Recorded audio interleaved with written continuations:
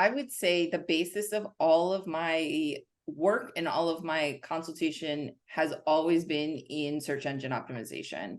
I Ah, I know you talk about this. I've listened to a couple of your episodes as well in terms of building foundations. SEO to me is the foundation of every business, no matter if you're trying to do B2B or B2C. You have to be in the moments that people are asking questions to solve their problems. And that's what SEO is. And I tell this a lot to salespeople when they want to say, well, SEO is marketing, right? SEO is your inbound channel. SEO is the best BDR you could ever get, right? Because you are 24/7 on answering people's questions in the moments that they have them, if you've got the right content and the right technical structure for your website. hey there. I am so excited to be here with you today. Our guest, Aimee, is an expert at marketing the invisible. Okay, that grabbed me right away. She has spent the last 25 years helping B2B organizations like Miller Hyman Group, DLA Piper, and HomeFinder.com build advanced and energize their lead gen programs. So getting leads into their business so they can continue to grow.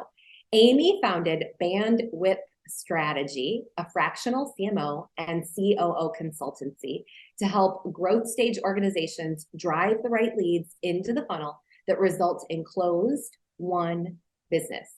Aimee uses her expertise and a bit of humor and improv, honed as a student of Second City, to create common language among all too often warring fractions of sales and marketing. She's a go-to voice on sales and marketing alignment and workplace equity, and her work has been featured in Fast Company and Business Insider. Now, this is a fun conversation, and it is one of my favorite things to hear the approaches people take to building strategy and bringing strategies to life. And Aimee's experience is in with larger organizations, 5 million annual recurring revenue on up. She has sold a company. She works with companies and founders who are also building to sell. And it is so interesting to hear strategy and think about how it is translated into our different businesses at the various sizes that we are running our businesses at. Because there are nuggets in here that we may not think about as small business owners, as entrepreneurs day to day. But man, do we need to be thinking about them. And as we think through sales strategy, as we think through marketing strategy, as we think through, right, our brand voice and messaging, all of these things come together. And if you're just building a strategy, if you're a solopreneur, if you have a small team, the strategies in this conversation still apply to you and may help you prioritize where you should spend your marketing time, your sales time, your branding, messaging time, as well as your dollars in various marketing activities. So this is a fun conversation, and I can't wait to hear what you get out of it. After you listen, definitely reach out, leave us a review, find me on Instagram, share it, say hello. I always love to connect with you. But first, let's dive into this episode with Aimee. Aimee, welcome to the show. Amber, thank you so much for having me. Oh my gosh, thank you for being here. I am so thrilled to chat with you, fellow Midwesterner. There we go. It's going to be a nice conversation. Exactly. Midwesterners, meaning everybody. Aimee is from the Chicago area. And what would you say Chicago is known for? The summer. Exactly. The summer. Stay away. Come here from end of April to the end of October, and you will think it is the greatest city in the world. And it is. In April to October, it is the greatest city in the world. We summer hard here. We love being outside, the street festivals, the lake, all of it. It's wonderful. And then we all hibernate or run away for the rest of the year. Exactly. I actually just had a friend say to me, who also lives in Chicago, said, oh man, I can't wait until winter. I just want to hibernate. I'm ready to stop going places. She's like looking forward to it. We summer hard. We summer hard.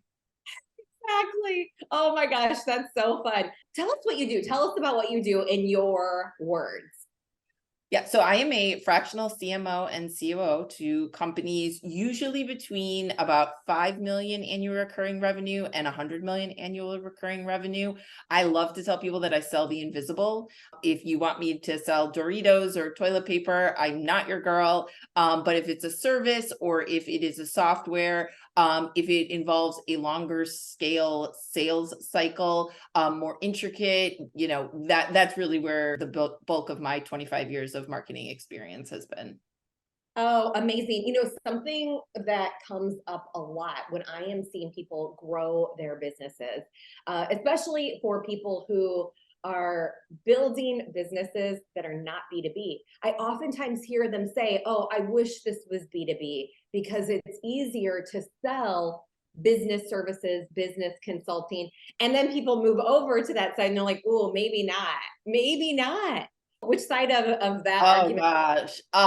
I absolutely think B2B is harder, but it's all I've ever known. So that's just my Yeah. world. I have a good friend who used to work in her family's business, and it was a manufacturing company for lighting.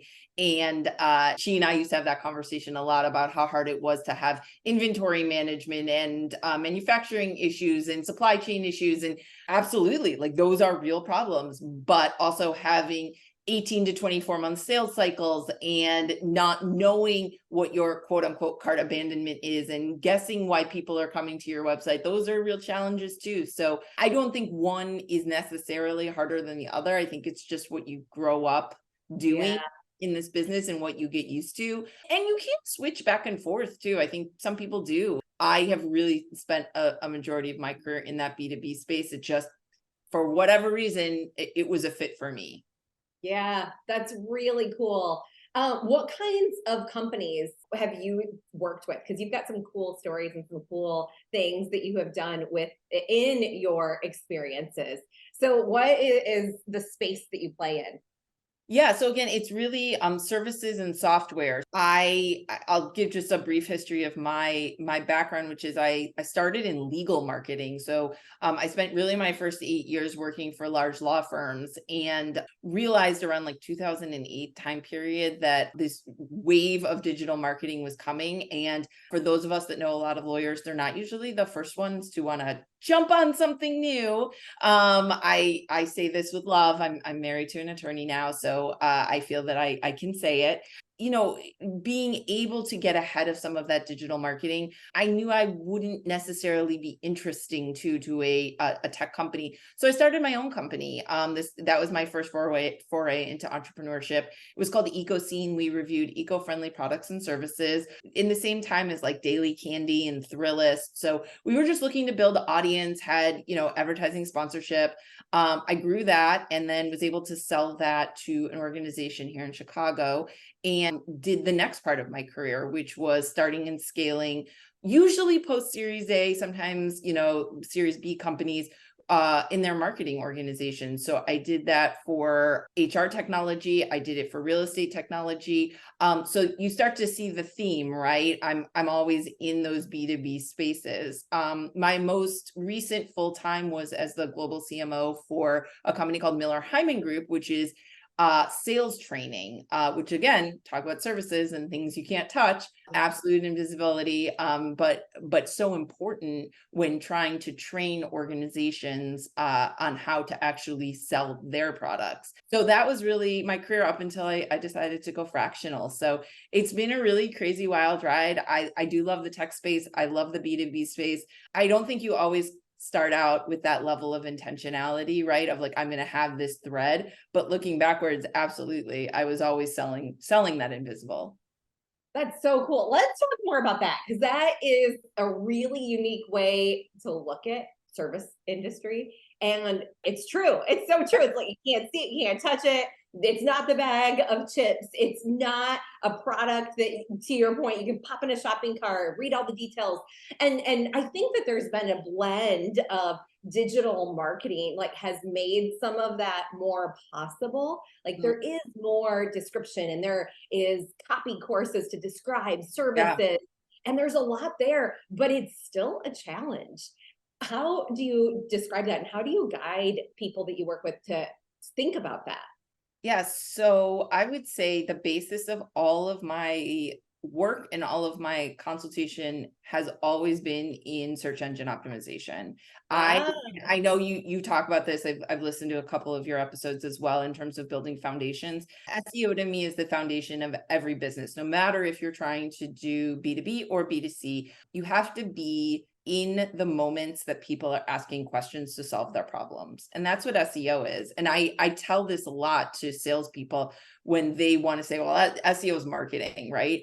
SEO is your inbound channel. SEO is the best BDR you could ever get, right? Because you are 24/7 on answering people's questions in the moments that they have them. If you've got the right content and the right technical structure for your websites. So SEO has been a really big part of my foundation, and really what I would encourage anyone to focus on. It can be super overwhelming. People get very nervous about it. They think it's super technical. There are technical components and there's lots of people that can help you with that. But what I would say is for any small business owner, if you are creating content that is based on answering the questions of your potential clients, you are doing SEO. And that is some of the best foundational work you can do from a search perspective, from selling that invisible. that is incredible. So I love that you brought it back to foundations, because this is the thing. It's not sexy. It doesn't get you an immediate, it's not going to be an immediate response, an immediate like dopamine hit. So how long does it typically take when someone starts with SEO to start to see traction from that?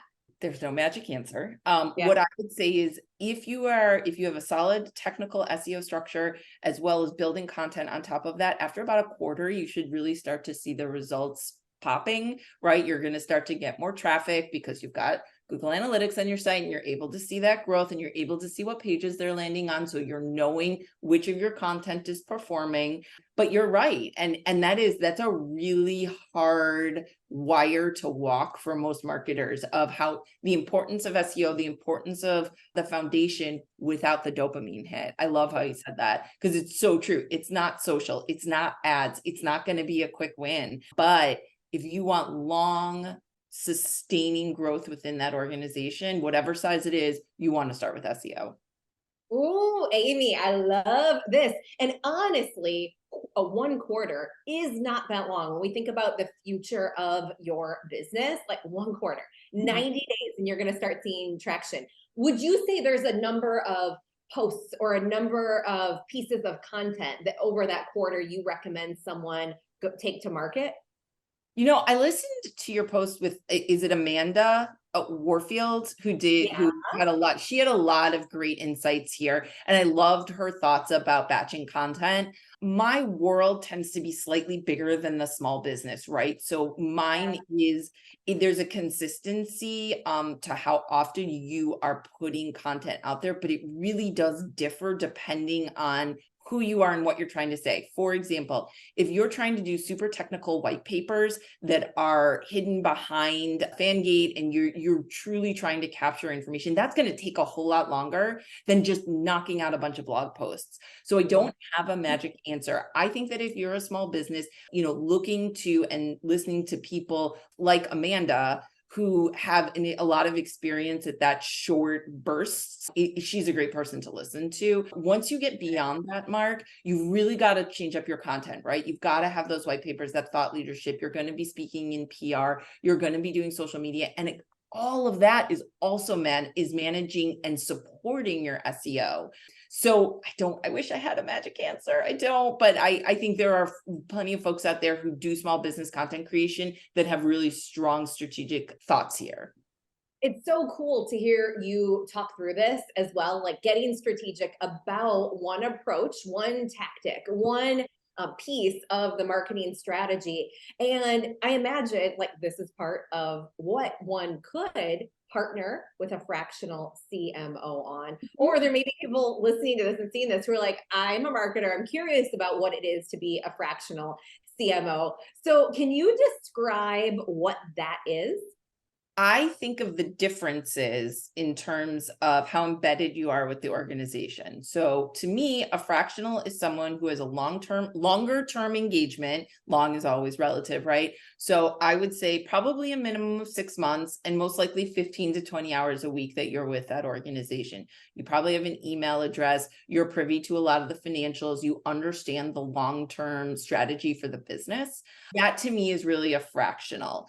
If you are doing a consulting engagement, right, you're coming in, you obviously don't have an email address. It's for a specific project. There's maybe a smaller time component to it, but you're really there to solve a very specific problem in a very specific amount of time. As a fractional, you're there to solve a lot of problems, right, and help them get on track for where they need to go next and set them up for success on a longer term basis. So that's really where I see the difference. But again, I'm probably not the final word in all of this, but that's how I view it.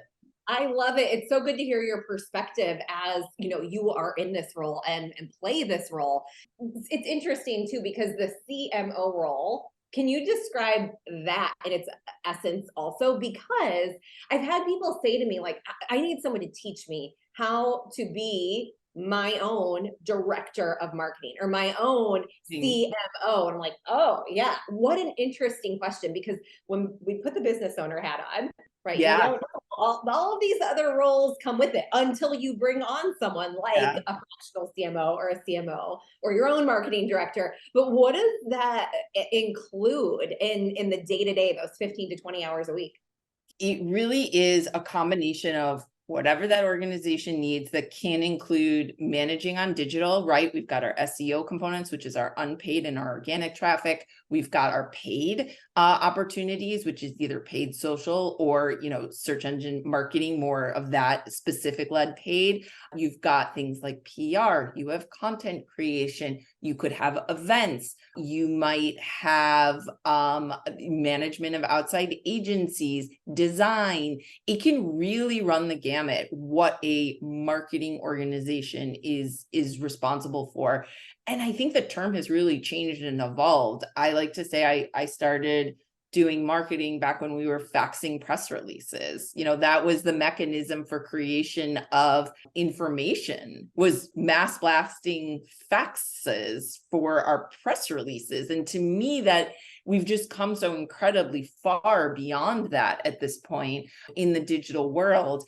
I would say my specialty and where I tend to focus a lot of my time is in that digital space, not as much in the event space, not as much in the design and sort of true brand management, but how we use those applications within the design, within the digital world, and how we actually create volume within the funnel and leads and opportunities for our organizations and the organizations that I help. But for anyone in a small business who is looking to do their own marketing, I go back to what we just talked about a few minutes ago, which is get smart on SEO. If you can get smart on SEO, and there's a lot of questions right now. I just did another podcast about this too, about AI, and how AI is impacting all of this too. And will AI replace all of us? And, from a content perspective and an SEO perspective, my answer to that is no. I think that there are evolution as always. If you get smart on SEO as a business owner, you are so far ahead of the game, right? So far ahead of the game. So I would really encourage anyone who feels like they're struggling from where to start from a marketing perspective is to start there. Yeah, that's so good.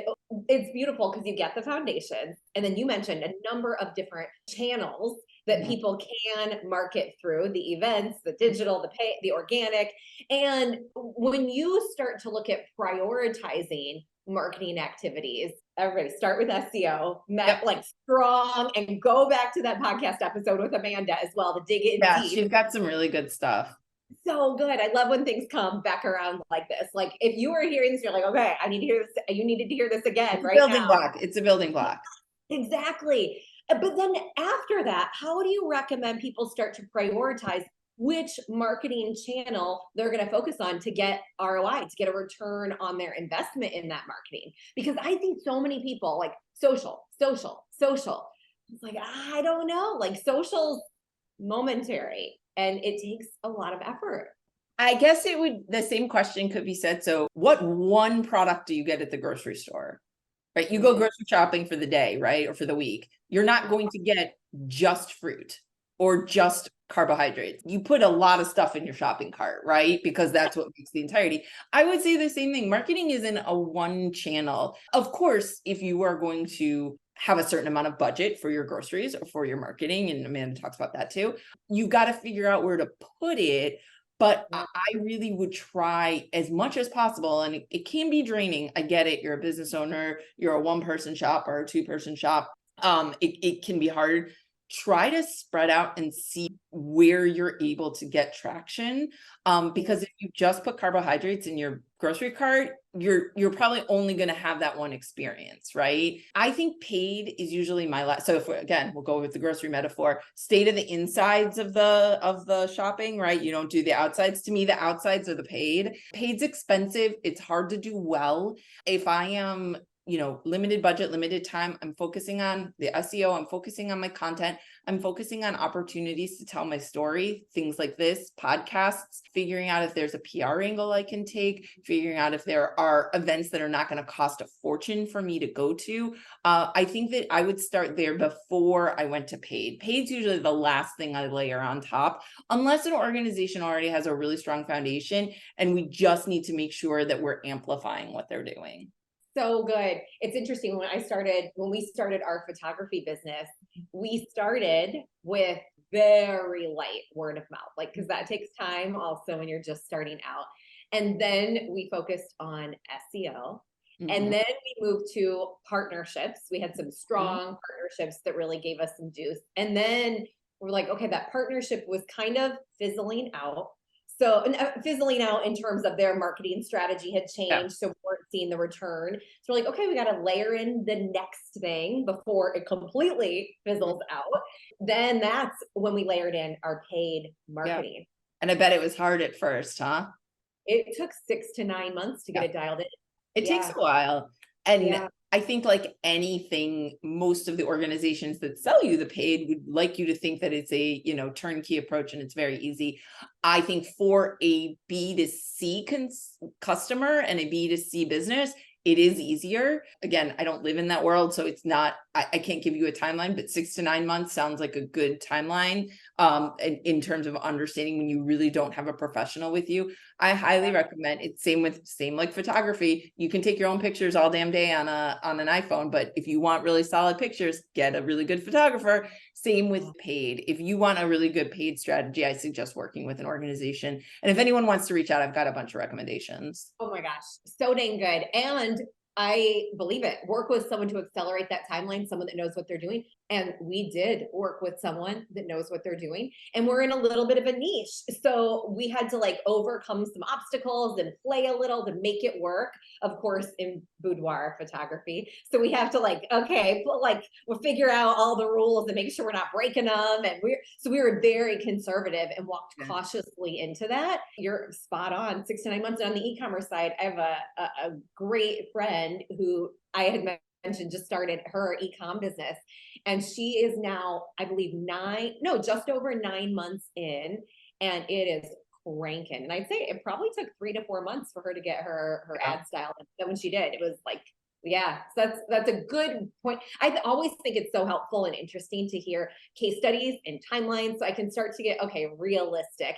And I'm even thinking about a new offer, I'm thinking about redesigning something in my archives.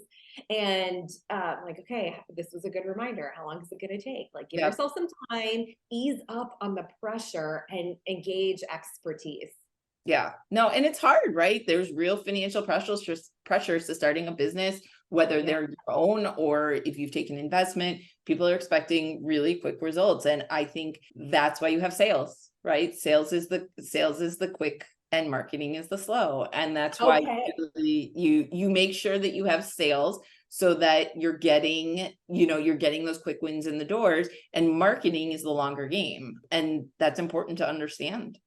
That's so good. That is so good. Sales is quick, marketing, slow, long game. Can you speak more to this? Having had the experience of being, I was the CMO for Miller Hyman Group, and then I did a long-term fractional gig for Challenger, which is also another sales training organization.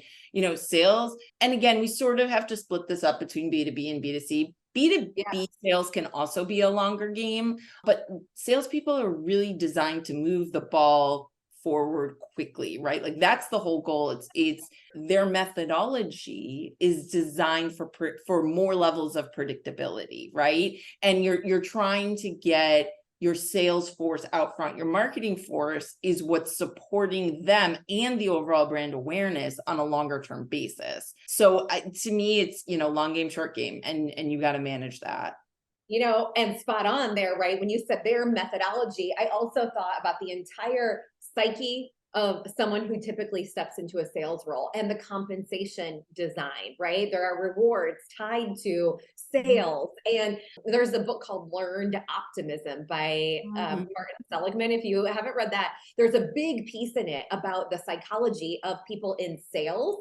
And you have to be very optimistic but I'm going to get back out there, and no, I'm going to get back out there. So as entrepreneurs and small business owners, if you are doing your own sales, like, okay, got to embrace some of these traits and qualities to get those quick wins and complement it with something that's longer term. And I think from what I see in the spaces that I sit in terms of the digital marketing world, there is so much emphasis put on marketing. And only in the last few years am I seeing more of that emphasis on sales team, sales conversation, and it's so critical.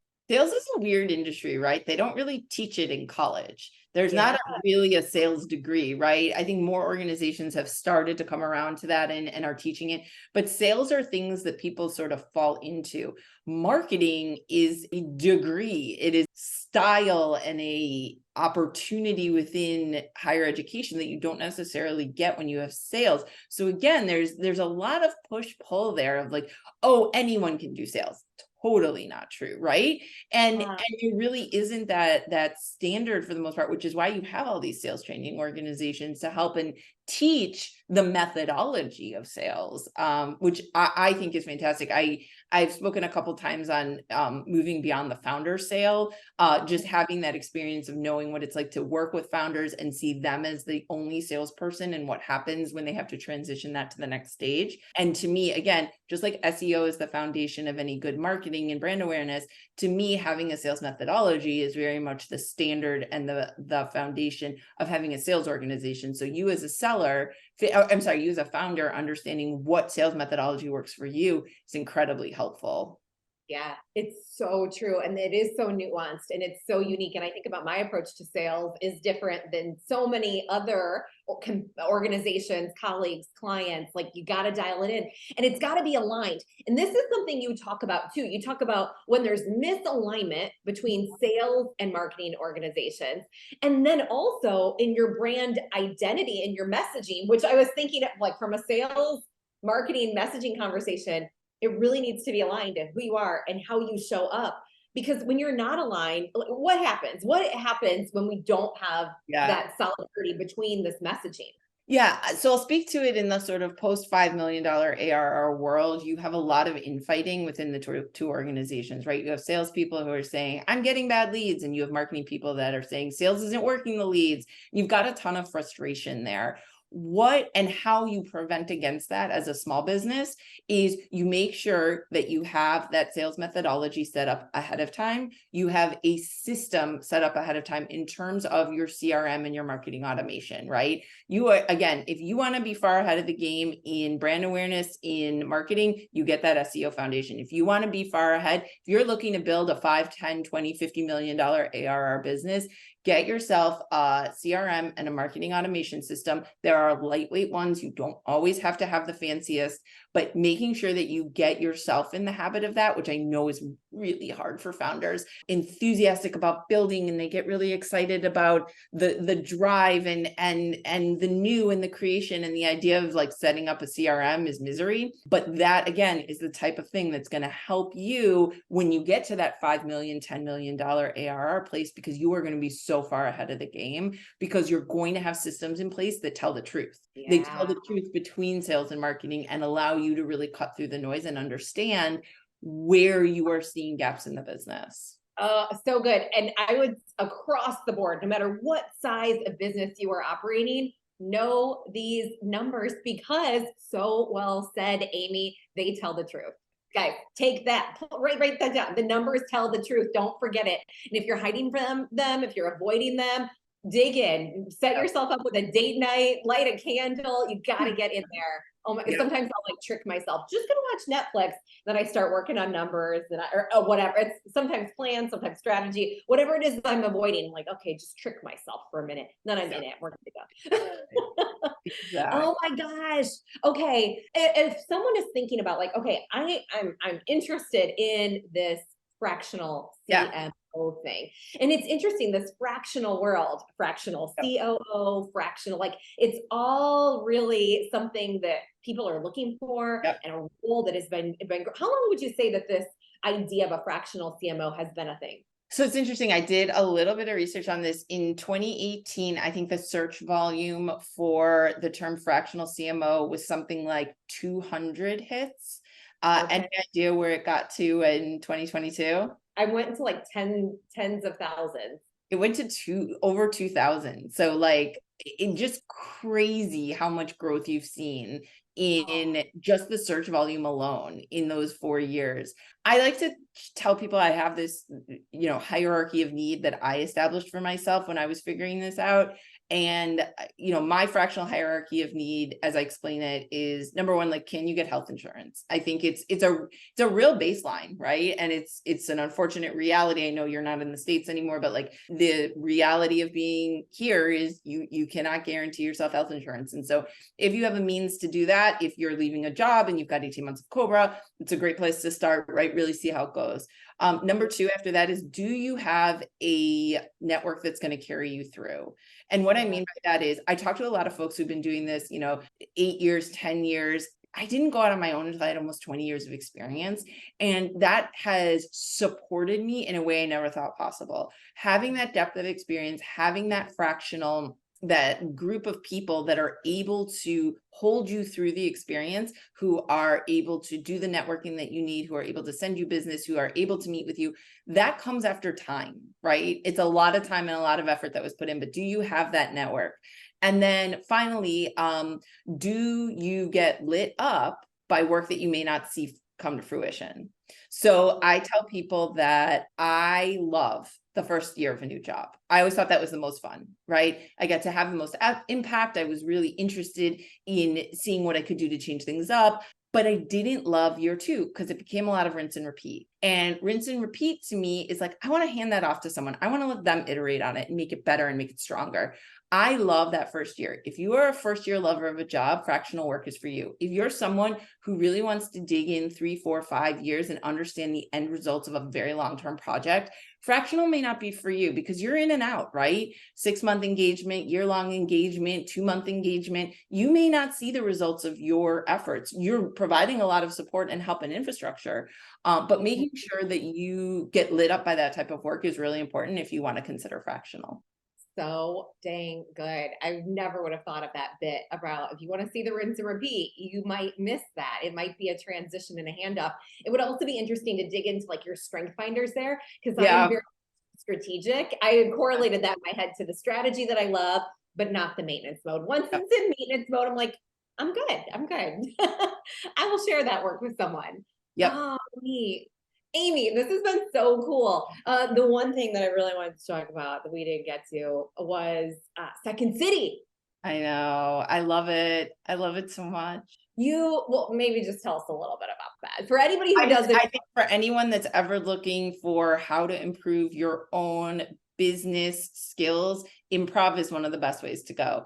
It teaches you camaraderie. It teaches you a capability to support the organizations around, to support the individuals around you within the organization through very specific means. I'm leaving today to go for a client to do a session, and we're going to do a bunch of improv in that, and just to like get people going. I think it's just one of the best ways to actually facilitate really good communication is improv.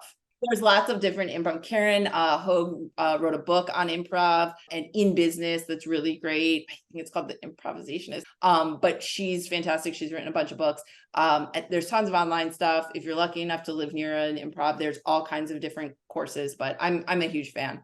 I love it. And so you are still involved in the improv community, it sounds like. I'm not. I Okay, did a couple of years of it, and then, you know, had a family and had a business and all the things, but still, and that's the nice thing about improv is it really is life lessons. And I'm not funny by any means. Like, I'm not a funny person, but I think that's where people get confused, right? They think improv and they think Saturday Night Live, and you have to be funny. It's not about being funny. It's about a different way of thinking and supporting other people in a group. I think from a business perspective is just so incredibly helpful. so what is there an exercise or an activity that comes to mind when you think of like, all right, let's change the energy, let's change the way we're thinking about this problem? To me, absolutely. I mean, you can throw improv into anything. The biggest takeaway of any improv is the yes and, right? It really is this concept of trying to bring along the person on the other side of the table into the conversation in a positive way. And yes, and we're going to do that while we also do this, instead of no, that idea won't work, right? Because it's just an ultimate thought stopper, right? You've just ended a conversation instead of continuing a conversation. So for me, it isn't so much the mood of the room, though absolutely improv can take that. It is the way in which you communicate in a business setting that allows you to have more success, which we all need. Yes, absolutely. And I think people should pick that up. Like if there is a takeaway there and you're like, I'm stuck. Yes, maybe you are. And what is next? Keep it going. Oh my gosh, Aimee, such a fun conversation. Thank you so much for sharing your expertise. Where do people find you? Bandwidthstrategy.com is my website. You can always find me on LinkedIn, Aimee Schuster. Happy to answer any questions folks have or want any of those recommendations. You're amazing. Thank you. Thank you.